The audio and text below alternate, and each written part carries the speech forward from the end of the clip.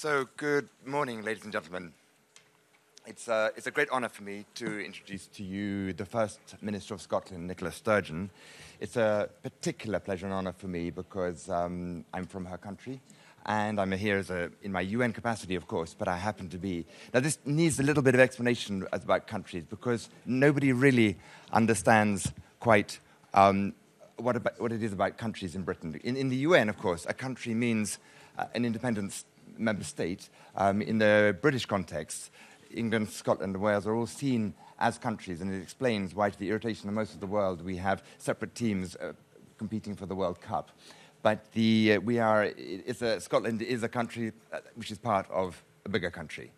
And now normally it is a particular pleasure because on the whole, national movements and nationalists are not friends of the UN, and you don't often have representatives of national movements coming or nationalists. And rarer still is it that they come and discuss human rights. But there's something different about Scotland, and Nicola Sturgeon is going to explain that. And it actually goes back a long way, from back to 1320, the Declaration of Our Birth, which is about freedom, but it was also about accountability. And then there was the Scottish Enlightenment of the late 18th century, Adam Smith and the rule of law, and David Hume and personal freedom. So there's a long tradition of human rights in Scotland.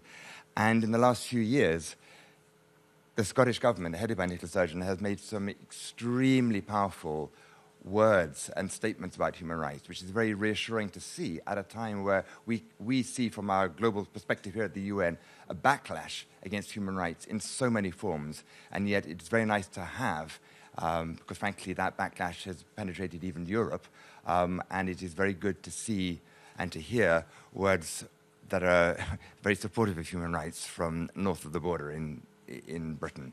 So without much more, perhaps you could very kindly tell us about how your vision of human rights for Scotland and how your government is taking the human rights agenda forward at this difficult global moment.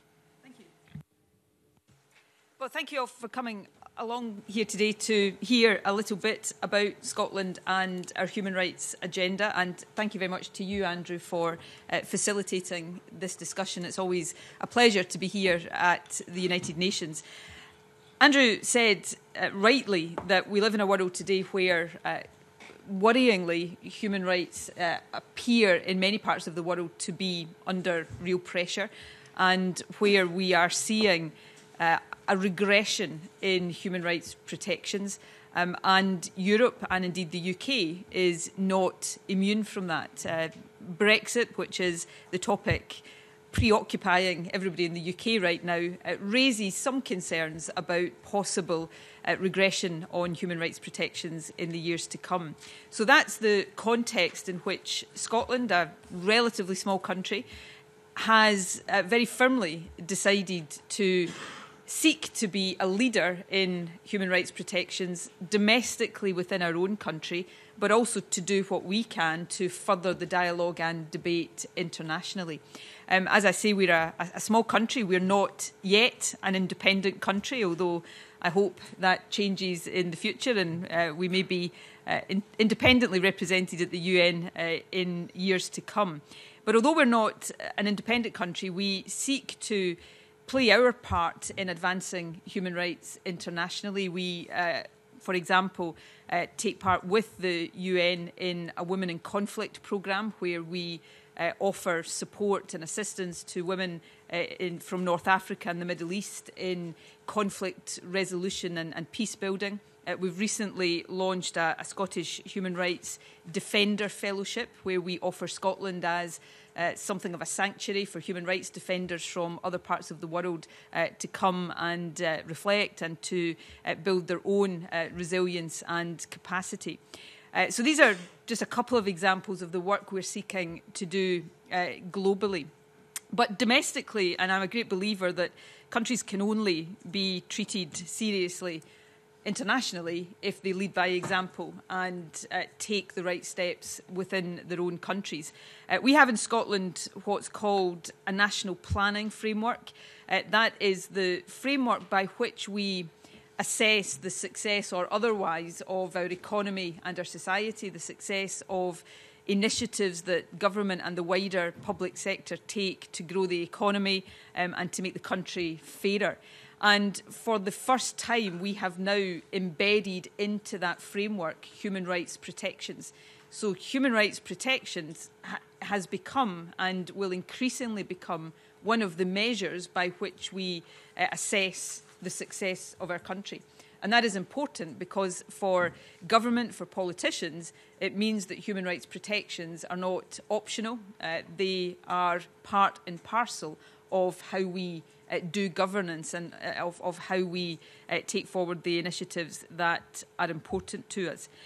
We've also recently had a piece of work done for us which was inspired really by some of the concerns that arise out of Brexit in the UK. We want to make sure that Scotland doesn't fall behind in human rights protections as a result of the UK leaving the European Union. So we asked a very respected human rights professional, Professor Alan Miller, to lead a piece of work for us to look at how Scotland can ensure that we keep pace with current European human rights protections. Secondly, that even if for a period Scotland is not in the European Union, we adopt any human rights protections that come from the European Union. And thirdly, how Scotland can, in practical terms, be a leader in human rights. And one of the main recommendations of that report is that Scotland should, over the next few years, create a new statutory framework for human rights. And that will encompass the incorporation of some UN treaties, for example, into our domestic law. And the first step we're taking along that road is to incorporate fully into our domestic law the UN Convention on the Rights of the Child. So we are seeking in a very real, practical, legal sense to embed the human rights obligations on governments now and in the future very firmly. And that, just to conclude, I suppose is us in Scotland seeking to do domestically what we then hope to help encourage other countries to do internationally. So that just sets out the scene in a very brief way, but I'm obviously happy to get into more detail on some of these issues with you over the next little while.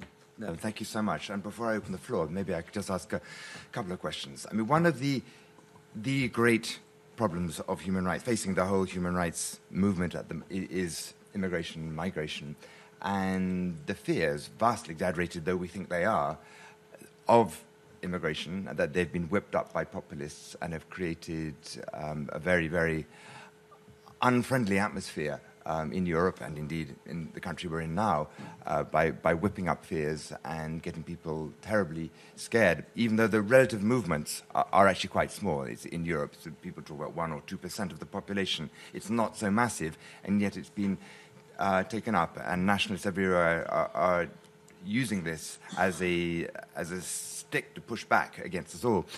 Your party, your government, is not at all hostile to immigrants. It's quite the opposite, either from Europe or beyond. Maybe you could tell us a little bit about, at this time where sort of the drawbridge is being pulled up and walls are being built, or not built, what do you feel about that? I'm happy to do that. Let me just briefly take on this issue of the term nationalism. My party wants Scotland to become an independent country, and therefore we are described as Scottish nationalists. I've never been very comfortable with the word nationalist, not because I am uncomfortable with what my party advocates or stands for. My discomfort comes from the fact that the word nationalist, there is that one word in the English language that is used to describe different viewpoints on a very wide spectrum, from far-right racists, economic nationalists, through to what my party advocates, which is self-government for a country. It's not based on any considerations of ethnicity. Our view is anybody is welcome to come to Scotland. Where you come from doesn't matter. If you want to make Scotland your home, you are welcome, and we want you to make a contribution. And I want Scotland to be independent because it gives us the ability to shape better the kind of country we are and the kind of role we want Scotland to play in the world. And just to illustrate the point about self-government with the very current example of Brexit, Scotland, when the Brexit referendum happened in 2016, voted to stay in the European Union. But because we are part of the UK, we face being removed from the European Union against our wishes. If Scotland was an independent country, that's a decision we could take for ourselves. So that really highlights and illustrates this power of self-government. But it's not nationalism in the sense that many people understand that term nationalist from other parts of the world. And again, to come to Andrew's question, my party in a United Kingdom context is probably the most pro-immigration party of all.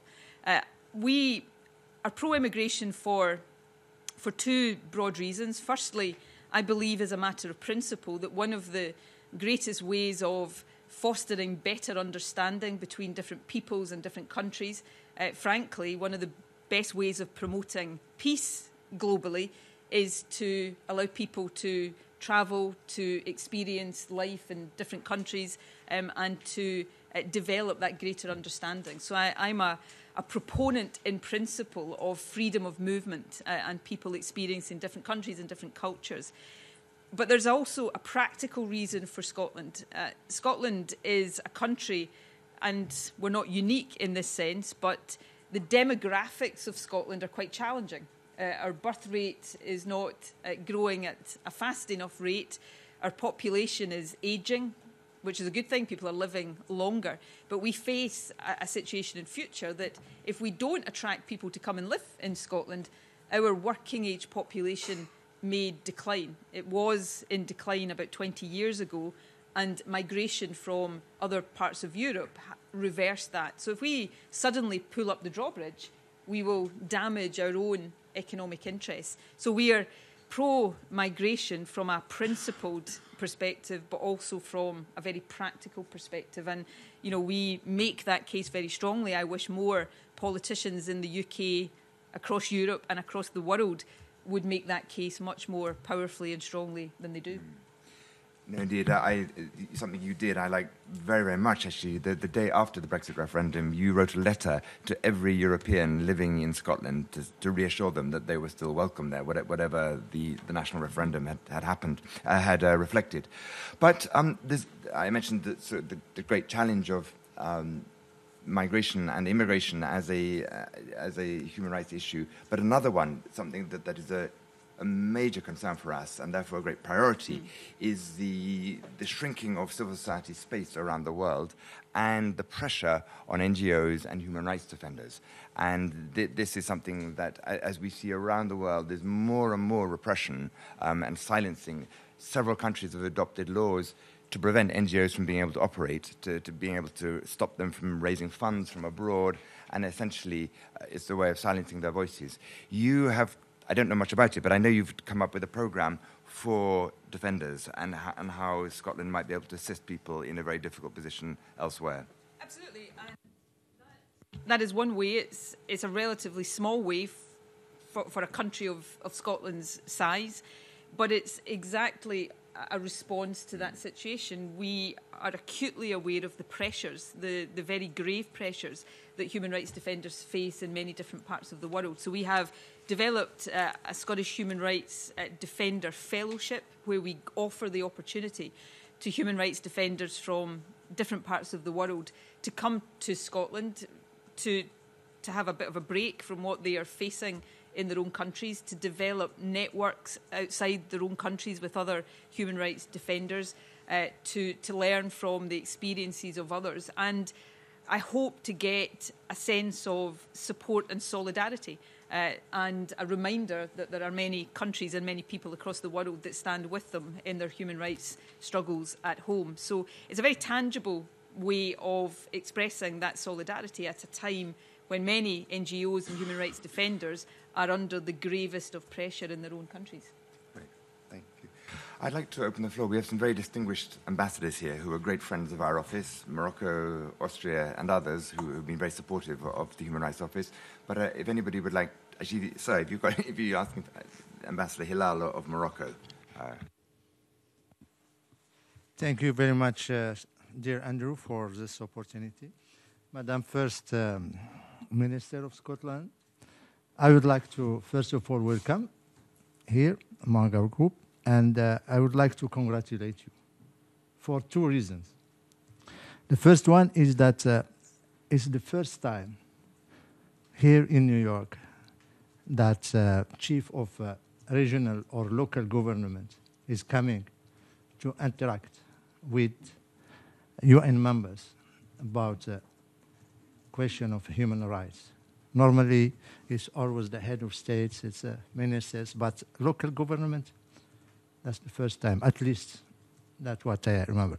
And your gesture is highly appreciated because we believe that, of course, in one way or one part, the government are the first responsible for protecting and promoting human rights. But locally, this is also very important. Local governments have their own responsibility, their own obligation. And feeling or seeing that local governments are now ownershiping the task of protecting and promoting human rights, it's a good practice. That should be followed by many countries. And in time that we see that, in Europe we are talking about regions. That's very good. In the rest of the world, there is more countries that are giving power or devoting local powers. But the question of human rights is never devoted, is never visible in this devotion of authority. And we appreciate it really very well, especially as Andrew said in his preliminary remarks that human rights are under attack all around the world. And we cannot accept this. NGOs, who are the vibrant people that are risking their lives to promote and to defend human rights, are also under pushed to be silent, not allowed to get funding, which is very important. So this presence here today in New York is we appreciate it, and we are very happy with this exchange of views. That's the first reason why I wanted to congratulate you, and I'm very happy to be here this morning. The second reason is that normally Geneva is the Mecca of human rights. Geneva is always where there is meetings on human rights, and you are coming to New York. This is also very important. You are giving more importance to the role and contribution of New York in promoting and defending the human rights. And here, making the link about UPRs and that Universal Periodic Review of the Council on Human Rights, and also the implementation of our international commitment within the UN instruments and international law. I would like to, I have a question. How Scotland is implementing the recommendation that are given to the UK government within the UPRs? Are you directly involved when UK is preparing its national reports? Do you get a recommendation directly from the central government, from London? Or you have, as you said, you have your own national framework plan for promoting and defending human rights independently of what the government of London is taking as commitment or recommendation to be implemented? Once again, thank you very much and welcome in New York. Thank you very much for your very kind comments. I really appreciate them. In answer to your question, very briefly, a bit of both is the answer. So Scotland has its own frameworks around human rights, some of which I've spoken about today, but we will also contribute to UK reports on its human rights activity and recommendations where they affect responsibilities of the Scottish Government. We will respond to that as part of that overall UK framework as well.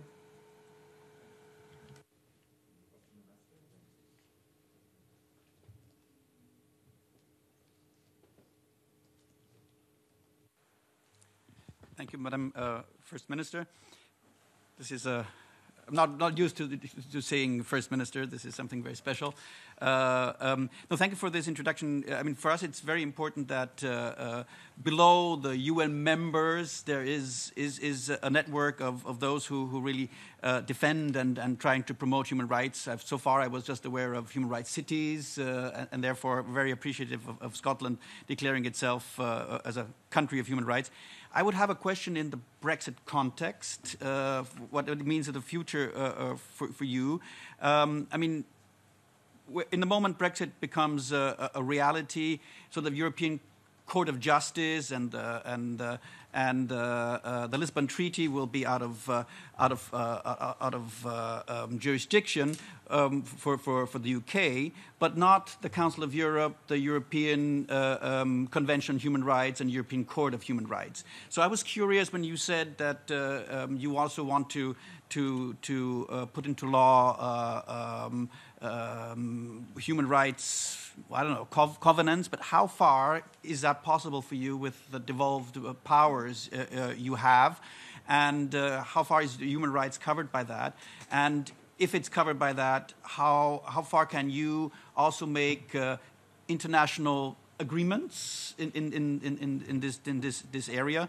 That would be curious about, to see how you do that. I mean, because we're a federal state, also Austria, and within their matters, they have the right to international agreements as long as it concerns their powers. Will that go as far as being able to adhere to international covenants, international agreements? Thank you.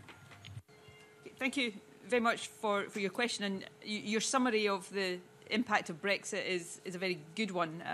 The jurisdiction of the ECJ, the Lisbon Treaty, will cease if the UK leaves the EU. I still have a scintilla of hope that might not happen, but we'll see. Of course, the UK will continue to be signatories to the European Convention on Human Rights, although worryingly, there are voices in the UK in certain parties who would argue that the UK should also look to withdraw from the ECHR, and I hope that's not something that happens, but we've got to be vigilant about that. In terms of Scotland, Scotland's government and Scotland's Parliament has competence in a range of what we describe devolved issues, and in those areas of competence, we have the ability to incorporate, for example, the UN Convention on the Rights of the Child, so that we become subject within our domestic law to the requirement to comply with those conventions as we exercise our devolved responsibilities. And that's what we're seeking to do. Right now, in Scots law, it's only the European Convention on Human Rights that is incorporated into our domestic law. In terms of international agreements, Scotland doesn't have the devolved competence for international relations. So we unfortunately cannot strike international treaties between Scotland and other independent countries. But we are always looking for ways to sort of get round that. And we often do look to strike agreements with, for example, here in the United States, with states, with other subnational governments across Europe and elsewhere. Yesterday, for example, I signed an agreement with the Governor of New Jersey on tackling climate change, something I've also done with the Governor of California. So we have that ability, and what we try to do is operate as expansively in these areas as we can, if it is about furthering things, whether it's the fight against climate change or protecting human rights, that we consider to be important for us domestically and internationally as well.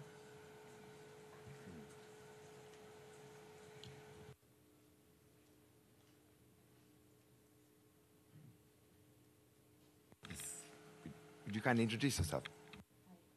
Is this on?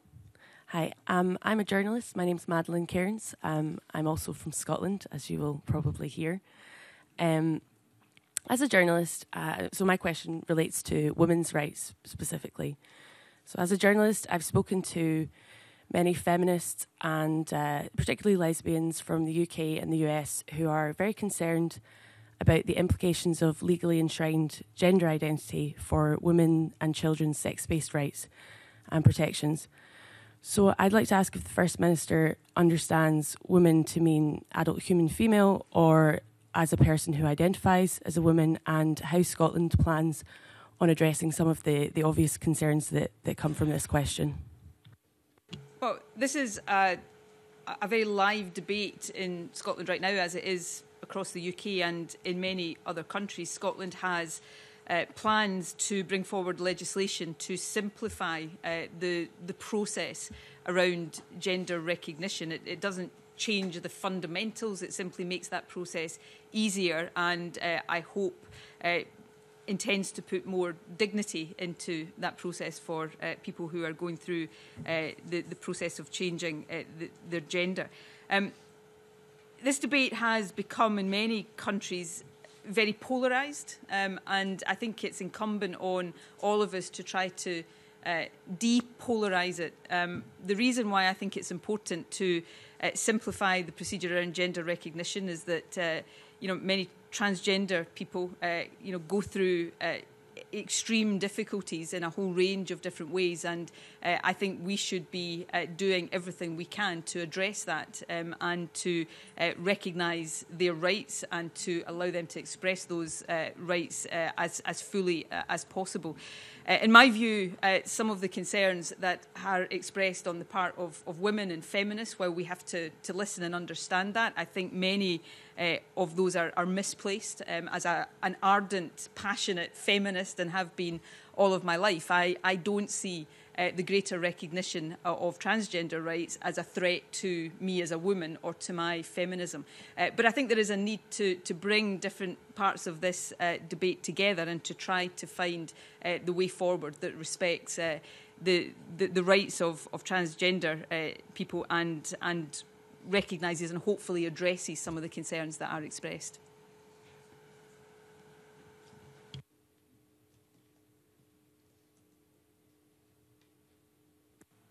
Good morning, Luigi, Mission of Italy.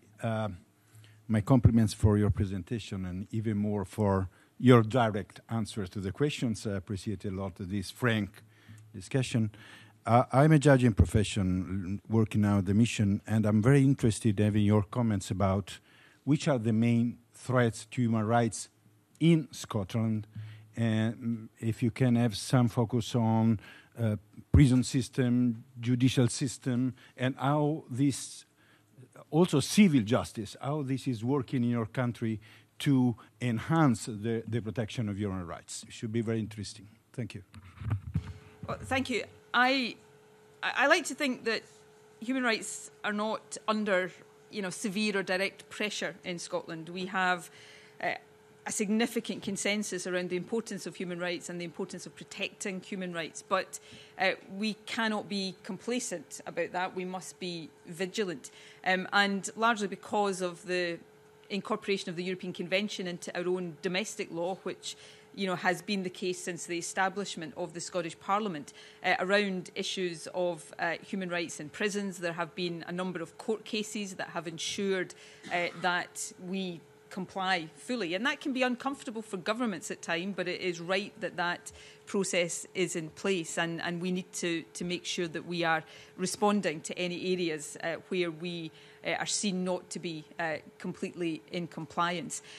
One of the big debates, though, that I'm very keen to advance in Scotland is to see human rights as not just very important about the human rights of people in our criminal justice system or in the wider judicial system, but to encourage people to see human rights as much broader and wider than that. Human rights are about how people are treated in a care home, if an elderly person is in a care home, or in the National Health Service. It's about whether people have the right to housing and food on the table. So we are trying to open up the debate about human rights to much more explicitly encompass social and economic rights. And I think that's an area where Scotland can and is increasingly leading the way. And it's why we are keen, although again, this inevitably brings pressure on governments and public agencies, the kind of pressures on government through the incorporation of the European Convention by incorporating other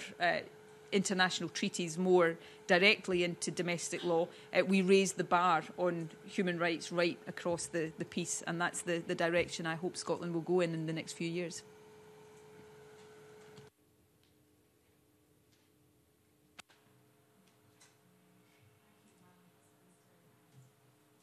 With us here this morning.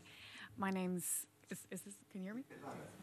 My name's Cuivney Croher from the Irish Mission, and I just had a kind of a practical question, and I wondered if you could talk us through a little bit the nuts and bolts and the mechanisms by which the devolved governments can influence human rights policy at the UK level. Thank you.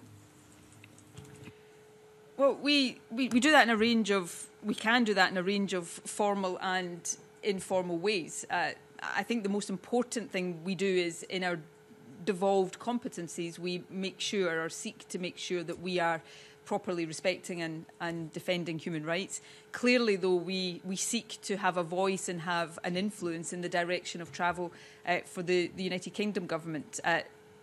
There has been debate, as you will know, in the United Kingdom over the last couple of years about the European Convention on Human Rights and whether the UK should still be a signatory and subject to all of that. And the Scottish Government has been very vocal around not just seeking to persuade UK governments not to move away from that, but also to ensure that the voice of the Scottish Government would be heard formally in any decision about that, because it would impinge very directly on areas of devolved responsibility. So much of that influencing will be informal rather than formal, but we seek to do it as effectively as we can.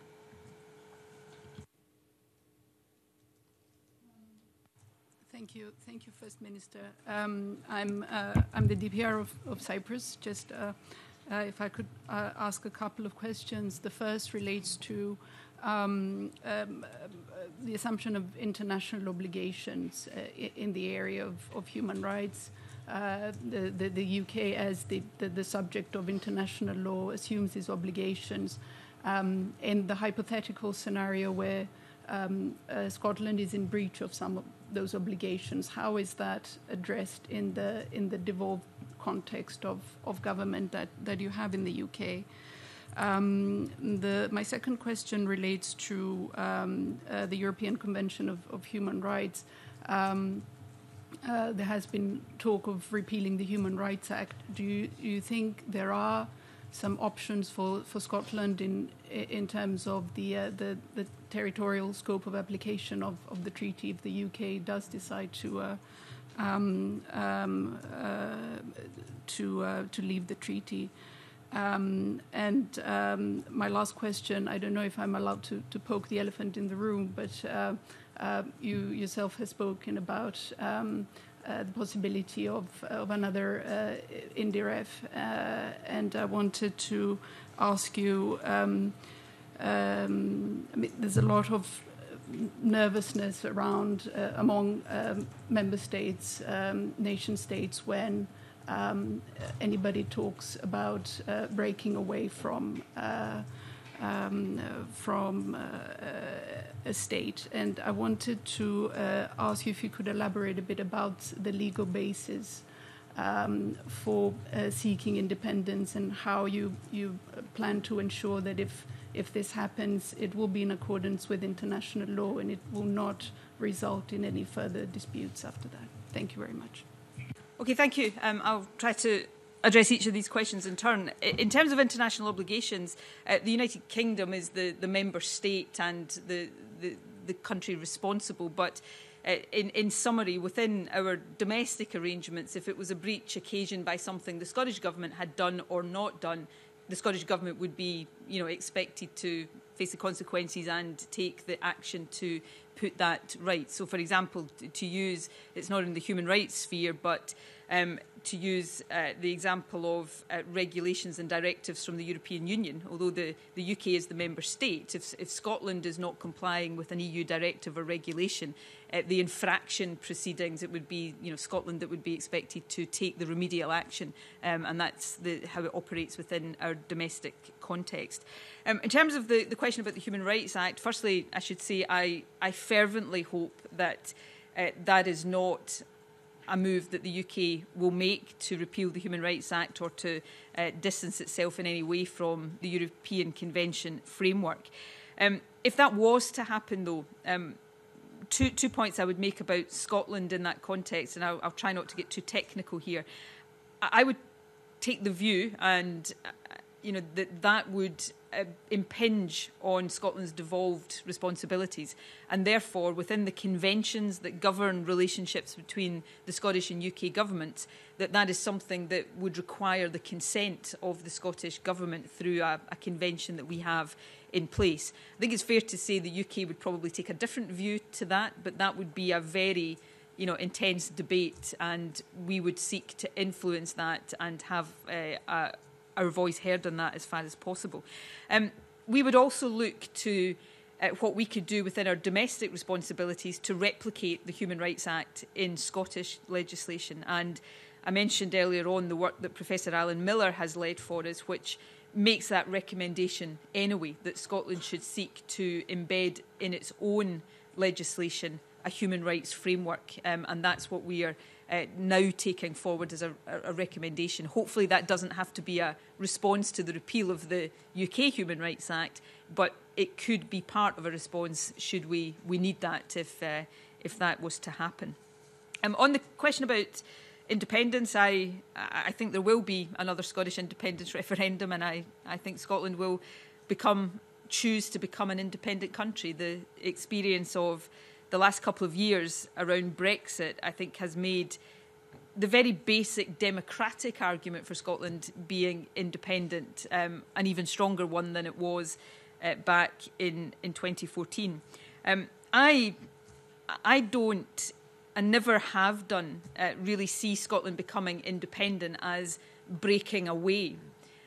If Scotland is an independent country, it will still be part of the British Isles. Our closest friends and neighbours will be the other members of the British Isles, and we will cooperate closely with England, Wales, Northern Ireland, the Republic of Ireland. I, as First Minister, already sit around the British-Irish Council table with two independent countries, the UK and the Republic of Ireland, the devolved nations of Scotland, Wales, and not at the moment because it doesn't have a functioning government, but when it does, Northern Ireland, and the Crown dependencies. If Scotland becomes independent, we would still be around that same table. We would just have changed our status from being a devolved country to an independent country. So those relationships will always be important. It's Scotland participating more on a basis of equality. And of course, being independent would allow Scotland to play a bigger part in multilateral organisations, the EU, the UN and others. So rather than breaking away, independence offers the opportunity for Scotland to become a much bigger player in these multilateral institutions and actually amplify our voice in the world. So it's about Scotland joining something rather than breaking away from something. In terms of your comment about the legal basis, in 2014 when Scotland had an independence referendum, it was an entirely legal, constitutional, consensual process. The United Kingdom government and the Scottish government, we were on very different sides of the debate, but we came together to agree the process by which Scotland could constitutionally and legally decide whether or not it wanted to become independent. And in doing that, I think we set a model for the rest of the world in how these issues can and should be determined. And, countries cannot, in my view, should not try to suppress the right of any nation or people to self-determination. They may not want countries or peoples to make certain choices, but that right to self-determination is one that I think is and should be enshrined. So agreeing legal and constitutional ways of allowing these decisions to be taken is important, and that should be the model and the framework for any future Scottish referendum as well.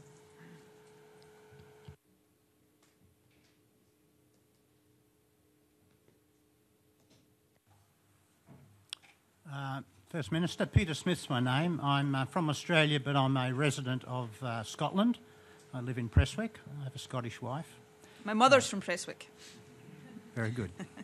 And I have two Scottish grandchildren.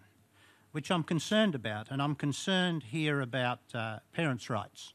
I know that my daughter would not want her minor children to be taken from her if they decided to change their gender or sex. What is your view on parental rights in these matters? I would agree that children should not be taken from the parents in those circumstances. I'm not sure if there is something more lying behind your question. Well, in some jurisdictions this has occurred, where children have been taken into care because the parents do not want gender reassignment, drugs and all the rest of it done to their children, because 80% of adolescents grow out of these things as they mature.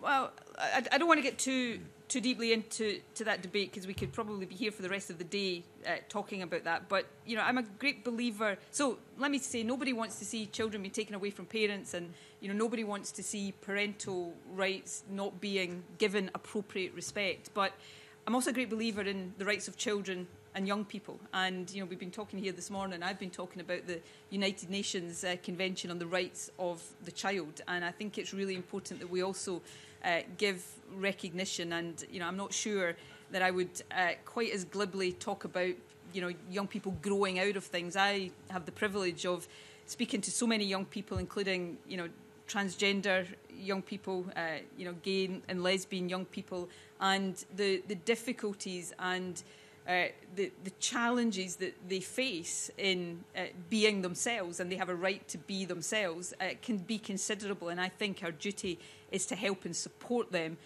not make the challenges they face even more difficult. One of the things I'm very proud of as First Minister, we're a country that has a very good record on LGBTI rights, and we've become the first country in the world to embed LGBTI education into the school curriculum. And I think that's really important, and it's grounded on that, you know, respect for the rights of children and young people. And you respect people's religious belief, not to accept these things? Of course I do, but, you know, when you obviously, you know, you frequently in lots of different contexts and situations come into a situation where different rights are in conflict with each other. And I absolutely respect people's religious rights, but, you know, there is a very legitimate debate about whether one person's religious belief should then determine how somebody else lives their life, and their ability to live their life as the person they want to be and in the way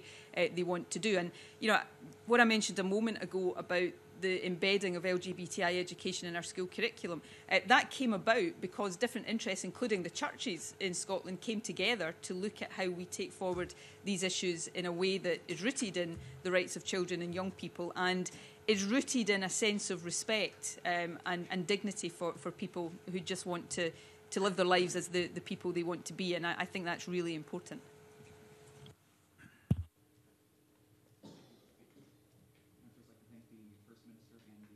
Government of Scotland for hosting such a roundtable. It's a pleasure to be able to speak on such a personable level.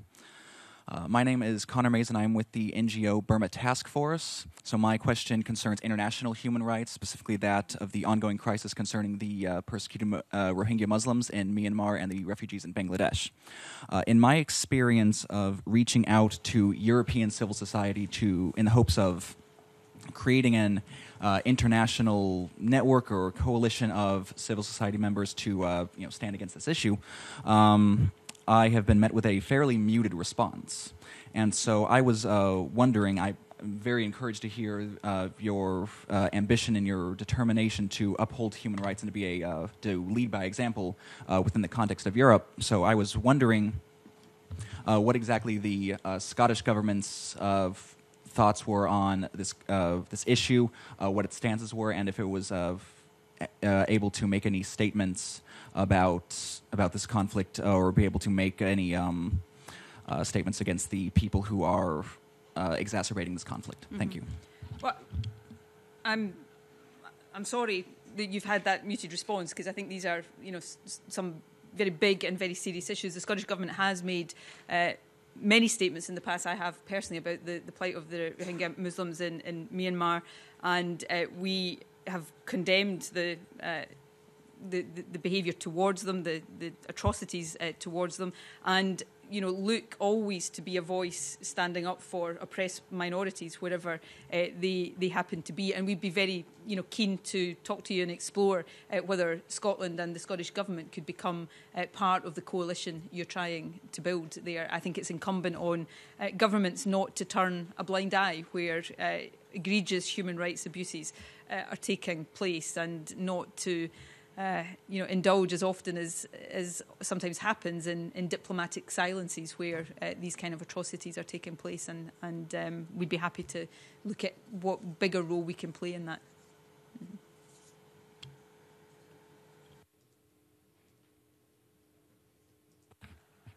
Thank you very much, Madam Minister. I'm delighted to meet you. I'm actually from the United Kingdom, not from Scotland or from London, but I welcome you.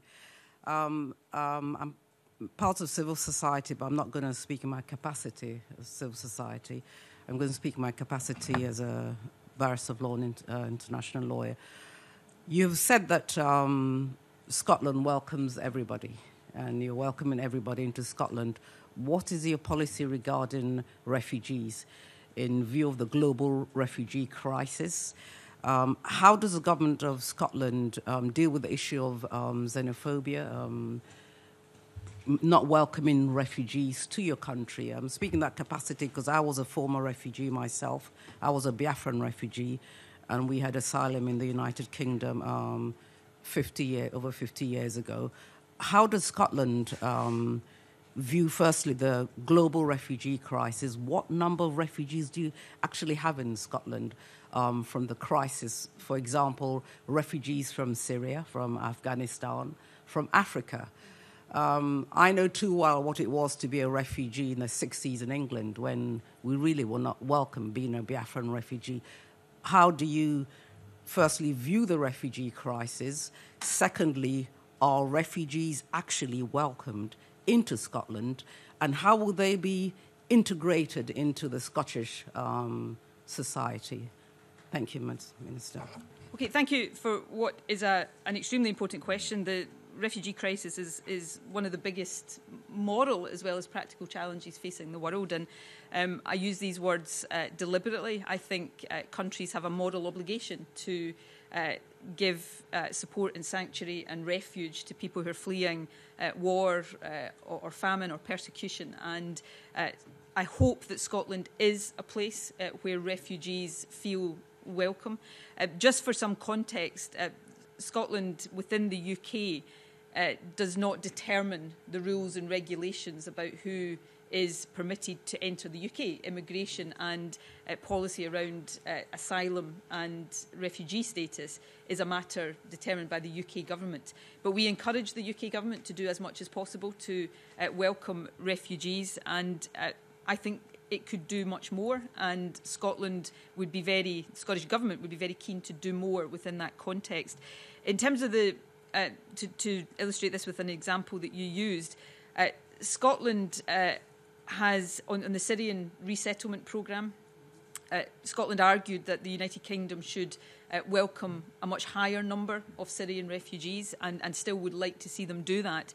But in terms of the numbers that did come to the UK, a disproportionate number came to Scotland because we were very keen to welcome them, and we have very strong integration programmes in place led by our local authorities, with civil society playing a big part in that. And there are Syrian refugees in Scotland right now making an absolutely fantastic contribution to our country in many different ways. And that's one of the things that I think we should always remember, that yes, countries who welcome refugees are doing something for those people, but we gain something as well, because we're gaining skilled and talented people who want to give back, and it's a two-way process, and I'm very proud of the welcome we give to refugees. I would say I'm not complacent about the fact that they will sometimes experience racism and xenophobia in Scotland as they will elsewhere, and we must always be determined to counter that, and I hope that we always do.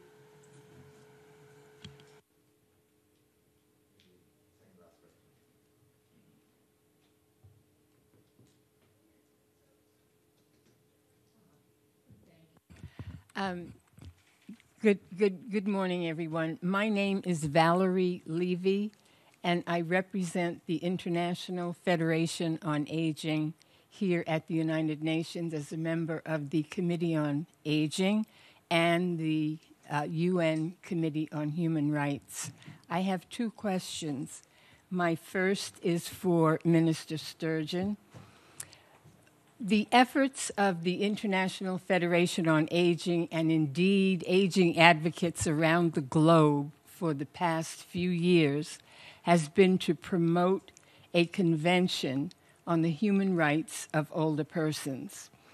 We advocated strongly during the development of the Sustainable Development Goals to have aging, older persons, all ages included in the wording of the SDGs, which was, I can tell you, not a race on roller skates through the park here at the United Nations. My question for you, Minister, is you indicated that the UK is the member state.